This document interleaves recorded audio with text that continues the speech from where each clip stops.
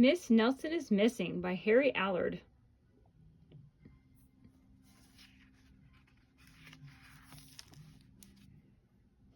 And James Marshall.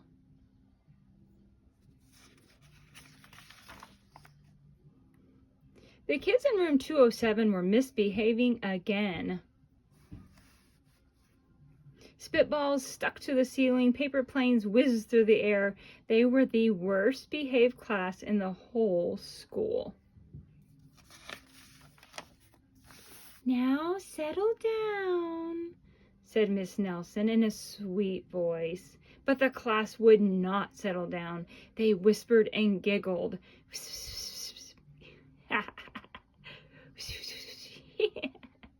They squirmed and made faces. They were even rude during story hour. And they always refused to do their lessons. Scribble, scribble, scribble. "Miss Nelson, something will have to be done," said Miss Nelson. The next morning, Miss Nelson did not come to school. "Wow!" yelled the kids. "Now we can really act up." They began to make more spitballs and paper planes. "Today, let's be just terrible." "Not so fast," hissed an unpleasant voice. A woman in an ugly black dress stood before them. "I am your new teacher, Miss Viola Swamp." And she rapped the desk with her ruler. Where's Miss Nelson?" asked the kids. "Never mind that," snapped Miss Swamp. "Open those arithmetic books." Miss Nelson's kids did as they were told. They could see that Miss Swamp was a real witch. She meant business. Right away, she put them to work. And she loaded them down with homework. "We'll have no story hour today," said Miss Swamp. "Keep your mouths shut," said Miss Swamp.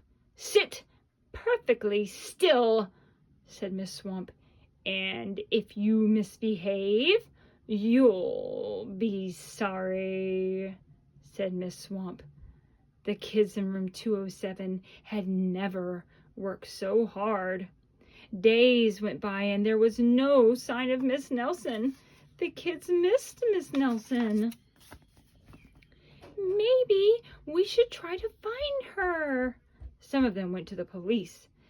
Detective McSmog was assigned the case. He listened to their story. He scratched his chin. He said. "I think Miss Nelson is missing." Detective McSmog would not be much help. Other kids went to Miss Nelson's house. The shades were tightly drawn, and no one answered the door. In fact, the only person they did see was the wicked Miss Viola Swamp coming up the street. "If she sees us, she'll give us more homework." They got away just in time.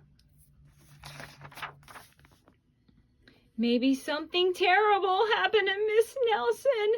Maybe she was gobbled up by a shark," said one of the kids.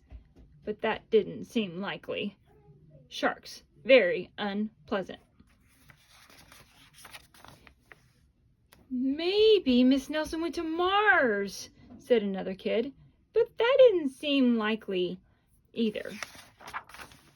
"I know," exclaimed one know-it-all. "Maybe Miss Nelson's car was carried off by a swarm of angry butterflies." But that was the least likely of all. The kids in room 207 became very discouraged. It seemed that Miss Nelson was never coming back, and they would be stuck with Miss Viola Swamp forever. They heard footsteps in the hall. Clickety-clack, clickety-clack, clickety-clack, clickety-clack. "Here comes the witch," they whispered. "Hello, children," someone said in a sweet voice. It was Miss Nelson. "Did you miss me?" she asked. "We certainly did," cried all the kids. "Where were you?" "That's my little secret," said Miss Nelson. "How about a story hour?" "Oh, yes!" cried the kids. Miss Nelson noticed that during story hour, no one was rude or silly. "What brought about this lovely change?" she asked. "That's our little secret," said the kids. Back home, Miss Nelson took off her coat and hung it in the closet right next to an ugly black dress. When it was time for bed, she sang a little song. "I'll never tell," she said to herself with a smile.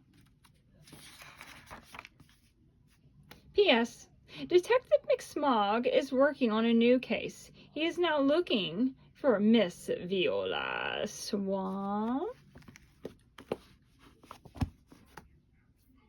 My favorite story. Can you tell?